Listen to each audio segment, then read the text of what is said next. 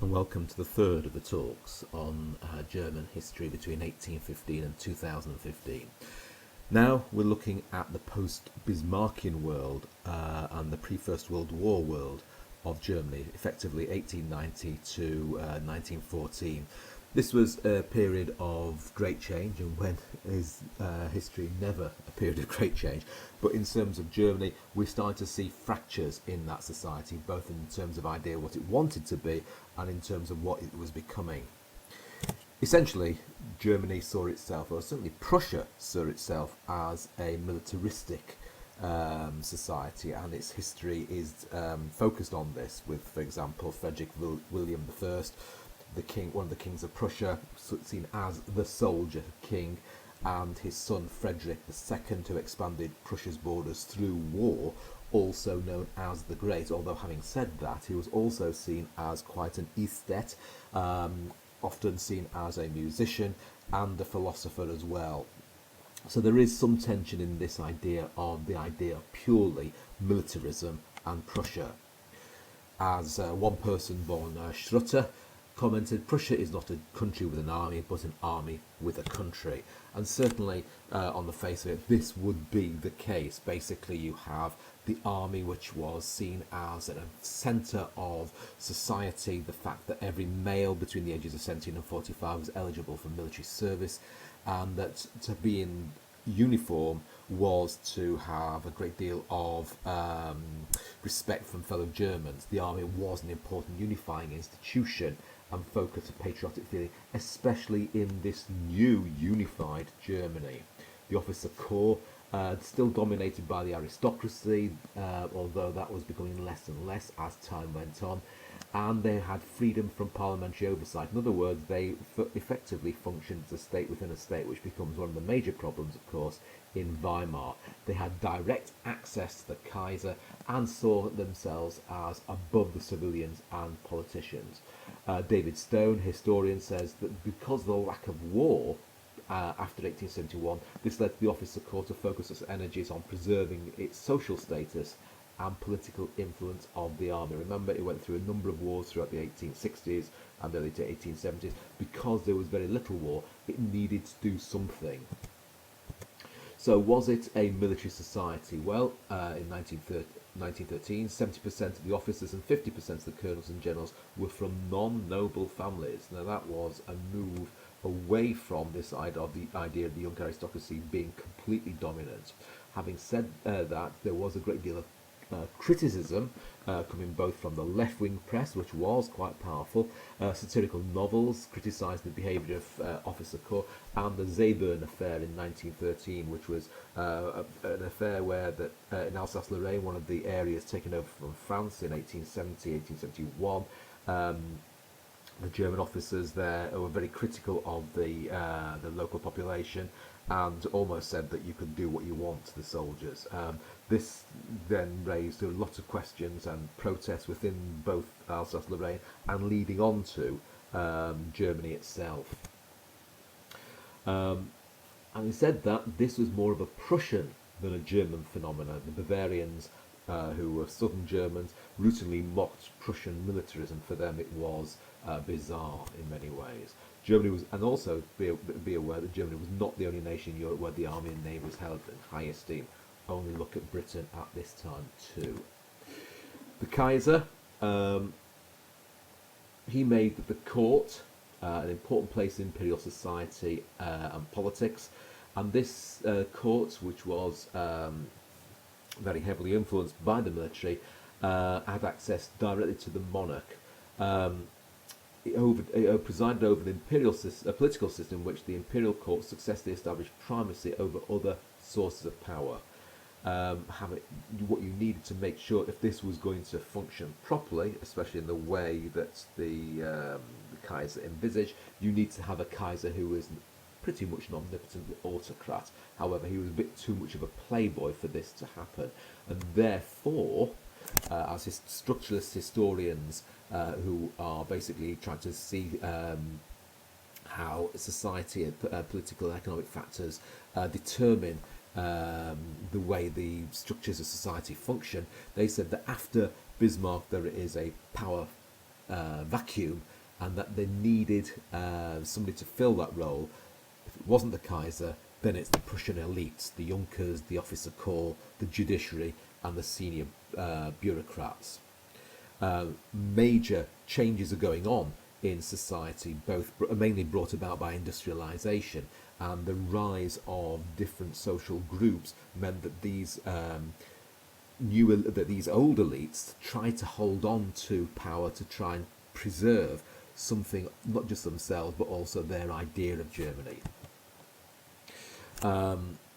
Two key terms there, the Sammlungspolitik. This was the banding together of the social elites I mentioned before to protect their position from threats from below. We'll talk more about those threats from below a bit later. And the idea of social imperialism, the way that you try to foster some sort of unity was through colonialism and wars abroad, rather than through trying to impose things on the society or pick on different groups, as Bismarck had tried to do with his attacks against the left and the Catholics. This, of course, was partly what was going to lead to the First World War. The key ideas that the Kaiser wanted was a place in the sun, in other words, an empire that they could look to in the same way as the British and the French had. Of course, they didn't have it because they industrialised and unified so much later. There was a cultural pessimism throughout German culture to some extent. That was mainly looking back. So, for example, Wagner's anti-Semitism, anti-industrialism, the Teutonic myth came through his music very much so. And you just have to look at the Ring cycle with all the German heroes from medieval period. The celebration of a Volk culture gained anti-Semitism from people like de Lagarde, and also poetry stressing aristocracy and self-sacrifice. This was coming through one strand of German culture, also leading to into science as well, as sort of pseudo-science almost, as a way of trying to understand how Europe and especially Germans were better than other groups. Nietzsche, probably the most famous of this group, was a philosopher. His main idea was that God was dead, in the sense that humans didn't need him anymore. They effectively could kill God, and therefore exist without him. But this course was only being able to be done by the Übermensch, or the Superman, unfortunately title for us, and these would be people who had the will to power. For Nietzsche, he saw this as not necessarily politicians, but certainly musicians, artists, that type of thing, philosophers. This would be eventually reinterpreted by the Nazis as into the Hitler myth, ably aided by Nietzsche's sister, who was a great supporter of Hitler. Youth were also changing, or the way that they saw themselves in society was changing. Many of the generation born after 1870 felt alienated by the social, economic evils of the industrial age. They decided to rebel against their values and lifestyles of their parents. You get the Van der Vögel movements, which was a bit like a scouting group mixed in with a bit of hippie idealism. You get Bohemian experiments and the living and back to the land movement, as we'll see with some artistic groups as well.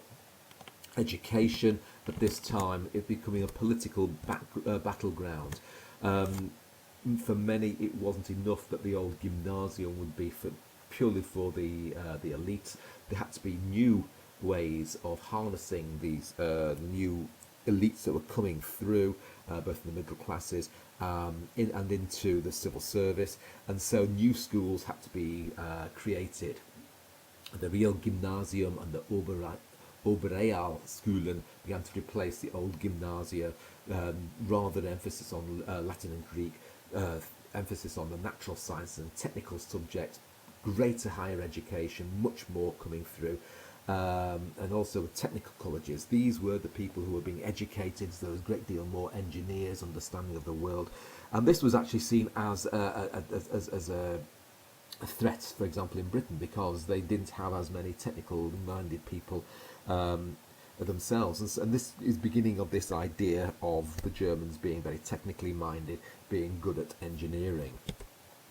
Also, you get the new woman coming through, increasingly demand from the middle classes as they're getting more and more power, more secondary education extended to middle class codes, new civil legal code allows women to hold wealth and property, women being permitted to attend universities. They don't still have a political role, that would come much later, but that didn't mean to say that they didn't have power in certain parties such as the SPD.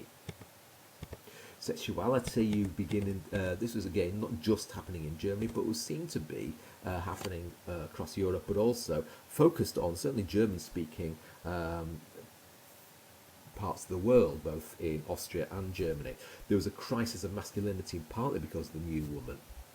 You're beginning to see questions about what female sexuality was through people like von Krafft-Ebing, Freud with his theories, and also Magnus Hirschfeld, who began to actually study sexuality as a separate, rather than biological or psychological branch. It was of science. It was seen as a branch on its own, and so therefore was beginning to question not just what was acceptable, but also what might be called more deviant, or seen as more deviant forms of sexuality at that time. And he began to examine and try to classify, rather than just having two different types of sexuality. I think he came up with something like 24 in the end. Homosexuality coming in, you begin to see, for example, with Der Eigener, published in Berlin, the world's first homosexual magazine. But there were brothels, homosexual brothels in Germany, and lots of homosexual prostitutes. You also begin to see scandals between high society and this illegal or semi-legal area of sexuality. Art was beginning to look into and fairly ambiguously look at female sexuality here through two forms of painting.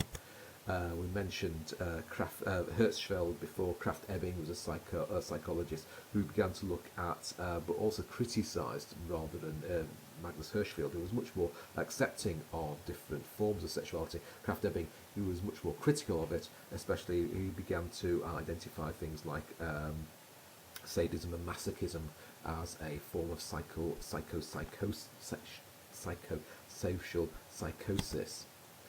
You begin to see a great deal of cultural change, great deal of scientific discoveries. Remember, this is the time of quantum theory and special theory of relativity by Einstein.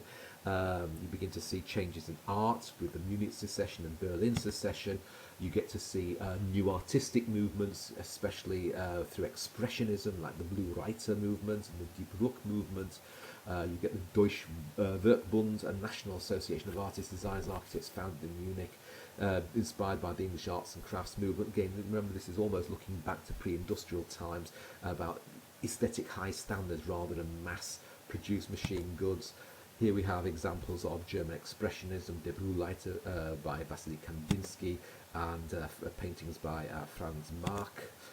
Front covers, as you can see there, very much influenced by artistic movements like Art Nouveau coming through and influencing German art and artistic movements.